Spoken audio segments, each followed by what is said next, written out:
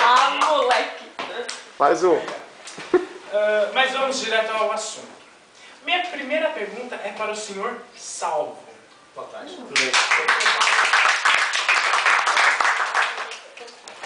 Obrigado pela oportunidade de poder estar aqui presente com vocês. Muito boa tarde para todos. Obrigado, seu apresentador. Na verdade, estou muito contente de poder participar desse grande debate, sendo que o ponto inicial é salvação. Não é mesmo? Bem, mãe, muito bem. Esta é a minha primeira pergunta. Que outras condições devem ser cumpridas para que o indivíduo seja selado pelo Espírito? Olha, meu amigo, vou te falar uma coisa. Essa é uma boa pergunta. Essa é uma boa pergunta.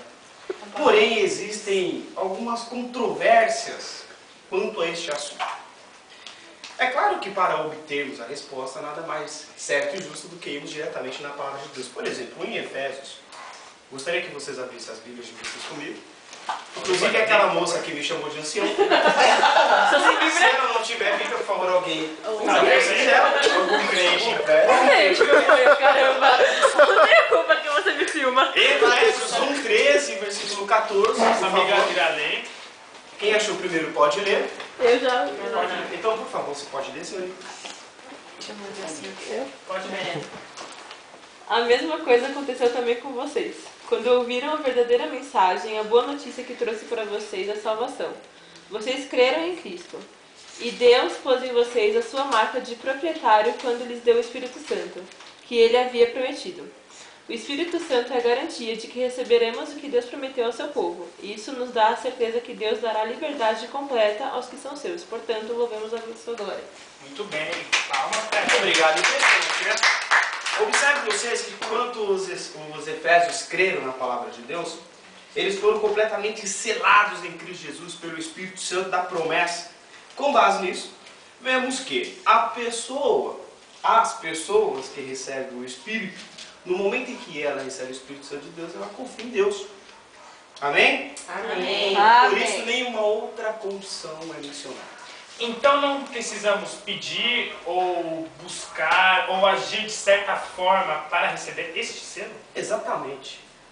Não é preciso fazer absolutamente nada, a não ser depositar, preste bem atenção nisso, depositar toda a fé que vocês têm no único, que é Senhor e Salvador Jesus Cristo. Mas é impressionante porque a Bíblia também nos fala em duas outras passagens, gostaria que vocês abrissem 2 Crônicas, em 2 Coríntios 1:22 e 2 Coríntios 5:5. A moça que me chamou de ancião, se quiser ler também mais uma vez, pode ler. Fica eu fui abrir minha boca. O que é mesmo? 2 Coríntios, capítulo 1, versículo 22, e uma outra pessoa Não tem na Coríntios plateia, aqui. leia 2 Coríntios 5:5. Na Bíblia de quem tiver com 2 Coríntios. Sumiu, cara. Marcadinho aí, né? Então tá. Não vai estar pra ir, vai estar pra lá. Uma outra pessoa que encontrou, não tem problema, pode ler. Ah! Obrigada. 2 2 Coríntios o quê? capítulo 1, versículo 22. Sim. Pode ler. Cadê? Pode ler, por favor. Que também nos selou e nos deu o penhor do Espírito no nosso coração. Amém. Uma outra pessoa leia aí, 2 Coríntios 5:5. Ora, quem para isto mesmo nos preparou foi Deus, o qual nos deu também o penhor do Espírito. É importante observarmos que esses dois versículos foram escritos para quem? Você sabe? Para os coríntios. A igreja dos coríntios tinha divisões, processos, irregularidades, algumas coisas erradas, algumas coisas que não agradavam o coração de Deus. Em relação à ceia, principalmente a ceia que tomamos no domingo à noite, aquele vinhozinho que vai ali na tacinha, o pãozinho que vocês comem, pensando na morte e ressurreição de Cristo, faltava muito amor entre eles. Mas foi a estas pessoas, que o Senhor Jesus Cristo usou para fazer grande diferença na vida dos outros. Amém? Amém. Pela misericórdia e graça dele, eles foram selados.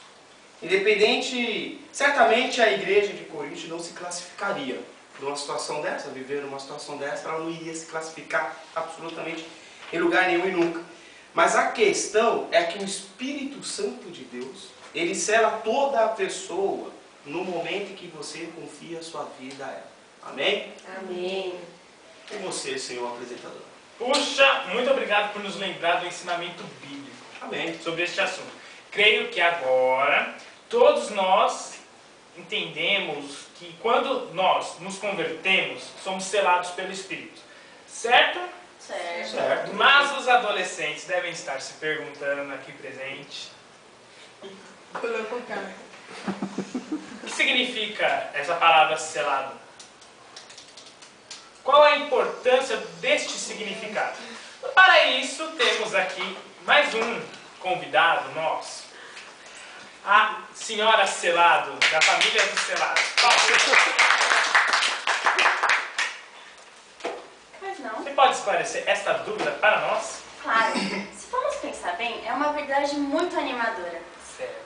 Para explicar bem isso daí tudo, eu vou usar dois instrumentos básicos para vocês conseguirem entender o que é ser selado. O primeiro se chama ferrete. Eu vou passar para depois vocês darem uma olhadinha no que é um ferrete, mas vou explicar para vocês. O ferrete é utilizado para que o vaqueiro sele o seu gado. Selando o seu gado, isso mostra que o vaqueiro é proprietário daquele gado. Ele é dono daquele gado. Neste caso, então, o gado é selado para demonstrar a propriedade do seu dono. Da mesma forma, Deus nos sela com o Espírito Santo, mostrando então que somos propriedades dele. Então o selo do Espírito indica que Deus é o proprietário daqueles que aceitam Cristo como Salvador? Isso mesmo, e foi bem isso que o nosso querido amigo aqui acabou de falar, de citar o texto de 2 Coríntios 1:22. O selo é marca de propriedade. Ah, tá. E o outro objeto que você falou que iria citar? Ah, é verdade, eu tinha até esquecido. O outro objeto é uma carta. Quando nós vamos mandar uma carta para alguém, nós temos que registrá-la, colocar o selo, certo? Isso dá autoridade somente a 2 pessoas abrirem a carta se o destinatário realmente for um só. A pessoa que escreveu e a pessoa que está recebendo a carta. Da mesma maneira, o selo do Espírito Santo nos mostra que que Deus é de total autoridade sobre as nossas vidas. Vamos ler Efésios 4:30, por favor. Efésios na sua Bíblia? Achei, ó. 4:30? Isso. Beleza. Pode ler. E? Por que eu? Tá. E não façam com que o Espírito Santo de Deus fique triste, pois o Espírito é a marca de propriedade de Deus colocada em vocês, a qual é a garantia de que chegará um dia em que Deus nos libertará.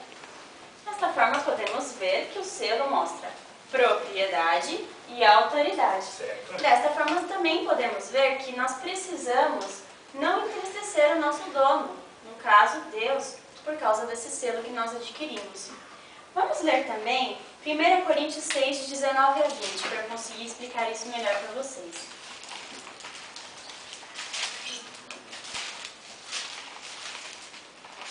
Não tem 6 aqui. Então, 6 o quê? 19 a 20. Quem comprou pode ler. Ou não sabeis que o vosso corpo é o templo do Espírito Santo, que habita em vós, proveniente de Deus, e que não sois de vós mesmos, porque fostes comprados por bom preço. Glorificai, pois, a Deus no vosso corpo e no vosso espírito, as quais pertencem a Deus. Exatamente. Quando Paulo escreveu isso daí, provavelmente ele deveria estar pensando nisso também. Quando somos comprados, nos tornamos de propriedade de determinada pessoa, no caso, Deus, como ele colocou aí. Ou seja, nós não somos donos de nós mesmos. Ah, entendi. Muito obrigado, senhora Selado, pela explicação. Temos mais um convidado que está muito ansioso para compartilhar, não é mesmo? Sem dúvida! Gostaria de acrescentar algo? Fico feliz em compartilhar, na verdade, que é esse selo do Espírito Santo. Ah, tá. Desculpa, senhor Seguro, mas o senhor está com fome? Não te deram comida no camarim?